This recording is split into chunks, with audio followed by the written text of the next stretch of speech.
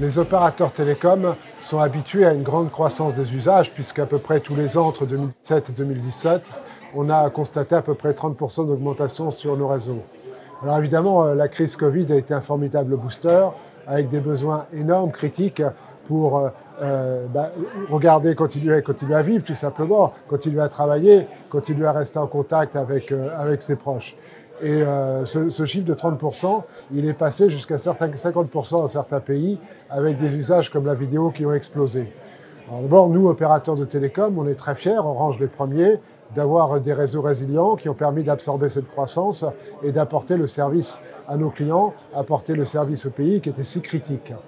Alors, est-ce que cette tendance va s'arrêter avec l'arrêt de la pandémie? Ben non, parce que toutes nos projections pour les années à venir montrent une poursuite de la croissance très forte des usages. Pour prendre un seul exemple, le télétravail n'est pas une mode, mais une nouvelle façon structurante dont les entreprises travaillent. Alors la conséquence pour nous, opérateurs de télécom, c'est qu'on est amené à continuer à investir très fortement dans les réseaux domestiques, les mobiles, la 4G, demain la 5G, la fibre optique. Orange a dépensé presque 14 milliards de chiffres de CAPEX depuis le début des années 2010 pour amener la fibre à 50 millions de foyers en Europe. Donc c'est considérable. Mais on est loin d'avoir terminé.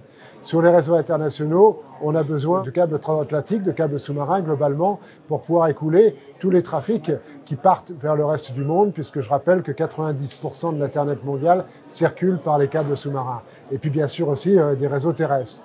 Donc on a face à nous des besoins gigantesques d'investissement. Donc on va continuer, on va aller plus loin. On est engagé pour apporter cette connectivité à tous nos clients. C'est un enjeu majeur pour notre business. C'est un enjeu majeur pour les pays du fait de l'économie digitale. C'est un enjeu majeur évidemment pour les personnes pour pouvoir continuer à communiquer.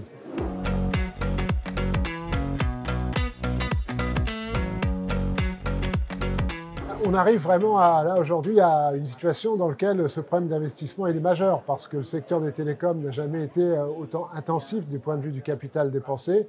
J'évoquais les 14 milliards de dépenses sur la fibre et on doit continuer à aller plus loin alors qu'on n'a jamais été autant sous pression du fait de la baisse des prix sur le retail et avec des investisseurs qui nous demandent d'améliorer nos cash flows.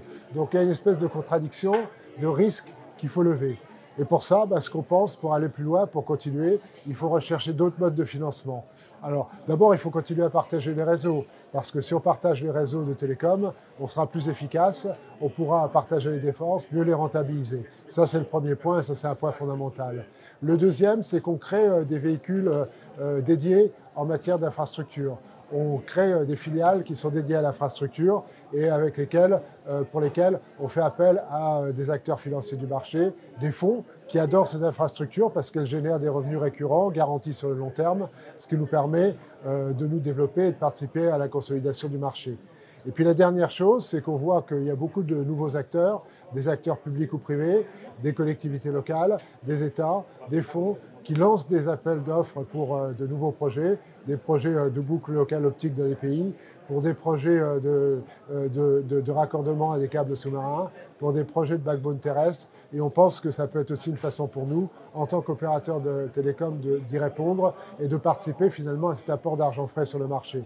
Donc toute une série d'initiatives pour développer, créer un effet de levier, continuer à investir dans une équation économique qui soit acceptable pour nous, mais qui nous permette aussi, au bout du bout, d'étendre notre empreinte et de répondre aux grands enjeux que sont les économies digitales et la connectivité pour tous les pays. Parce que je n'oublie pas, et c'est un enjeu majeur de société, qu'il y a encore un habitant sur cette terre sur deux qui n'a pas d'Internet, et ça, c'est insupportable.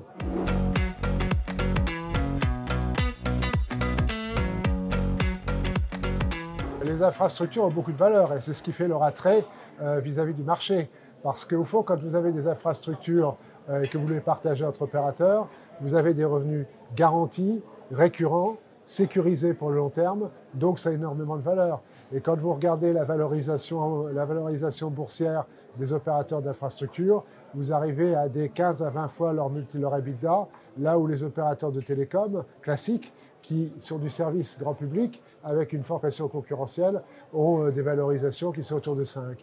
Donc c'est clairement pour nous une façon de révéler nos actifs, de participer à des mouvements de consolidation et au-delà de ça, d'augmenter notre valorisation.